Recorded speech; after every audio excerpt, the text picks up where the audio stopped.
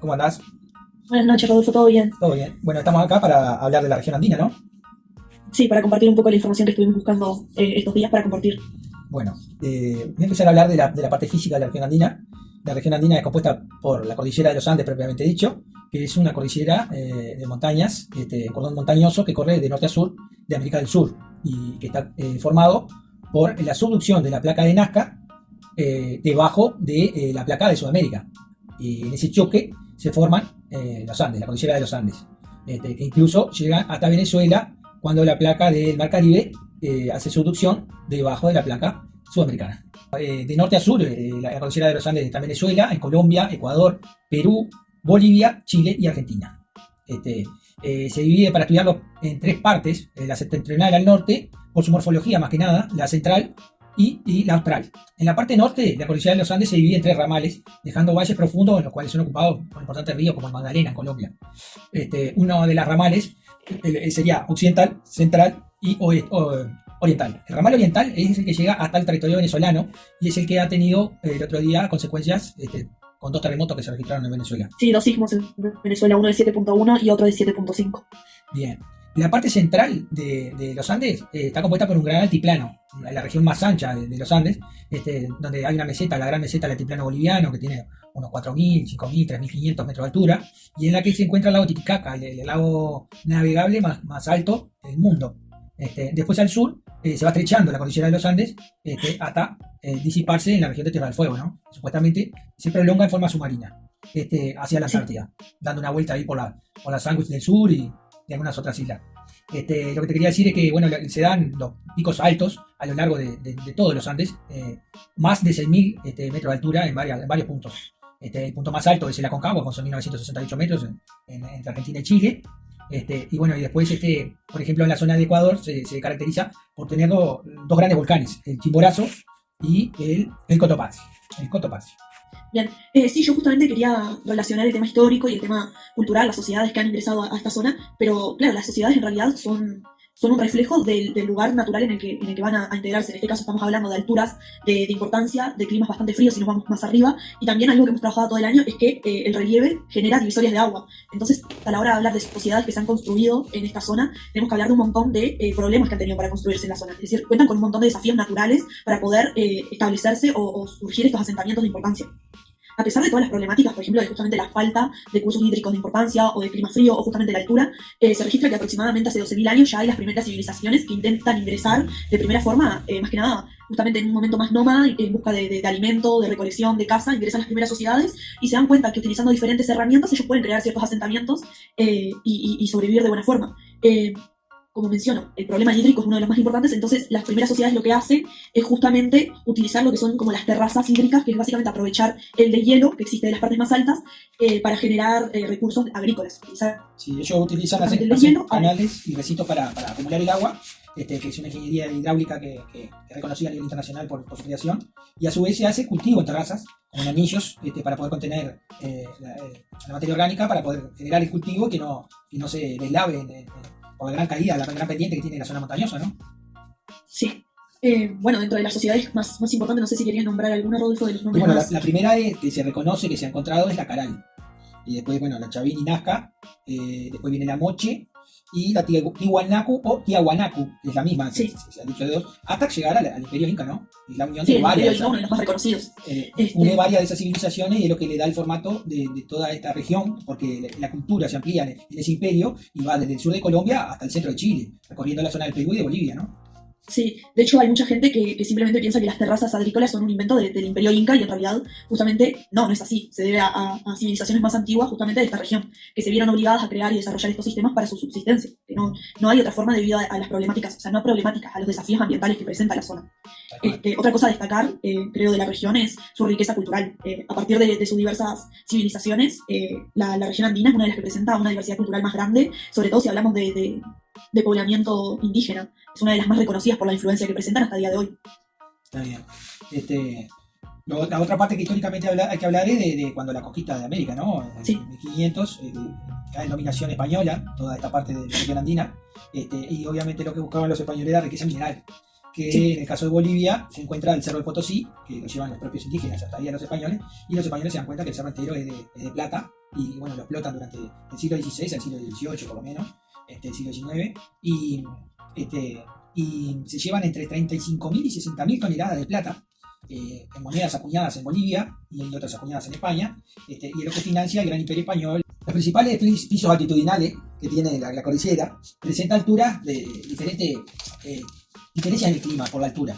La tierra caliente, que tiene que estar entre los 0 y los 1000 metros, con un clima tropical y de elevada biodiversidad, como se da en Colombia, en Ecuador, con esas cordillera húmeda, estupida, con una biodiversidad enorme. Y después tenemos la tierra templada entre los 1000 y los 2000 metros de altura, donde favorece para el cultivo de café y fruta. Las tierras frías entre 2000 y 3500 metros de altura, que es apta para cereales y asentamiento humano permanente, como se da en Bolivia, por ejemplo, todo el altiplano boliviano. El páramo o puna entre los 3500 y los 4800, ya dominado por pastizales naturales, pero más escasos, donde se adaptan en la cría de llama, vicuña, alpaca, el animal típico de esos lugares. Y después tenemos el piso nival, se encuentra por encima de los 5000 metros, donde predomina la oracea de la nieve permanente, que es lo que da origen a toda esa ingeniería hidráulica que los incas, o las civilizaciones de esta región, utilizan para acumular agua y para llevar mediante canales esta agua por toda la cordillera, de tal forma de hacer posible que la civilización se extienda sobre las diferentes altitudes y los diferentes cultivos que se podían realizar según la altura. En esto es fundamental, trabaja un geógrafo alemán, Karl Troll, que es una persona que determinó, mediante estudios, que la temperatura del lugar bajaba 6 grados Celsius a 1000 metros de altura. Y eso es significativo, porque por más que fuera verano, si uno está a mucha altura, el frío es intenso y las condiciones para generar diferentes cultivos merman.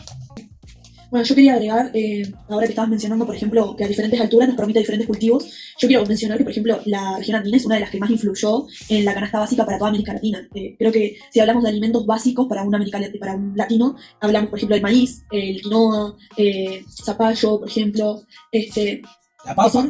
la papa, también, la oca, que son diferentes elementos que se empezaron a utilizar justamente en estas culturas que estábamos mencionando y que se volvieron características del continente, no solamente de la región, y que hasta el día de hoy se vuelven fundamentales. Otra cosa a mencionar también es justamente los animales que son comunes en la zona, por ejemplo las alpacas o las llamas, que debido a su forma de andar, son aquellas que se comenzaron a utilizar como animal de carga, más que nada para transportar los diferentes elementos, los cultivos o diferentes cosas que se recolectaban en las diferentes alturas. Eran aquellos animales que permitían hacer este movimiento a lo largo de las diferentes alturas y que hasta el día de hoy, por ejemplo, siguen siendo característicos de la zona. Uno muchas veces asocia como, por ejemplo, a Perú o Ecuador justamente a las llamas, a las alpacas. La vicuña y el guanaco son utilizadas para consumo y para Sí.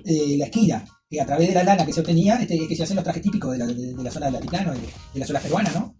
Sí, también debido al frío de la zona, supongo que es algo muy Exactamente. oportuno utilizar justamente el pelaje de estos animales para la realización Del abrigo, diferentes textiles sí. y de ropa para el uso cotidiano.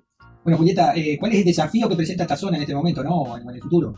Bueno, en realidad la región andina presenta un montón de problemáticas, vamos a englobarlas en 3.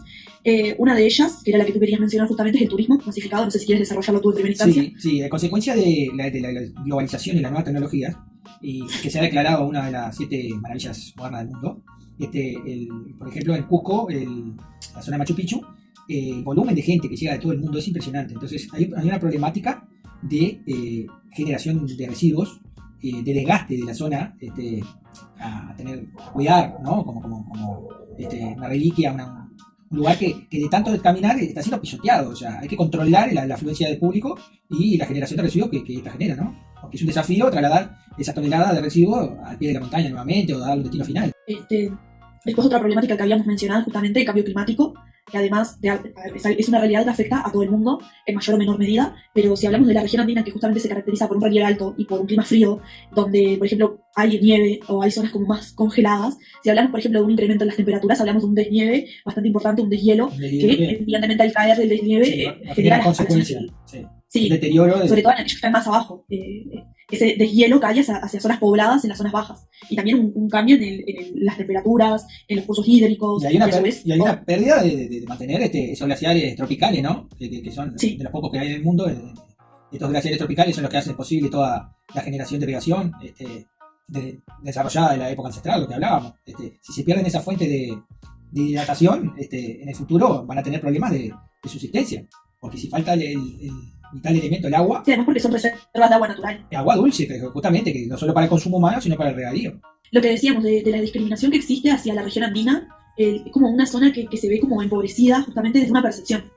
Más que nada, si hablamos justamente de Perú, de Ecuador, siempre se relaciona justamente una zona de indígenas, con falta de educación, con falta de recursos, y en realidad es una región que, como hemos mencionado a la larga de la presentación, es una región que ha aportado un montón de enriquecimiento histórico, cultural, nos ha dejado un montón de bases para el resto de América Latina y para el resto del mundo, con los cultivos, con la forma de cosechas, el idioma, y en general la forma de subsistir a una región tan compleja por el relieve y por la falta de recursos es sumamente diversa y enriquecedora, y se tiene esa mirada sumamente discriminativa como que la mantiene aparte del resto del mundo.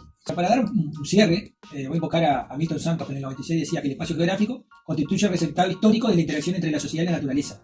La región andina representa, esto lo agrego, una expresión particularmente significativa de esta relación, ya que muestra cómo las condiciones naturales no determinan por sí mismas el desarrollo humano, sino que son la forma de organización social, el conocimiento y la tecnología aplicada que posibilitan las distintas maneras de habitar, transformar y conservar el territorio, ¿no?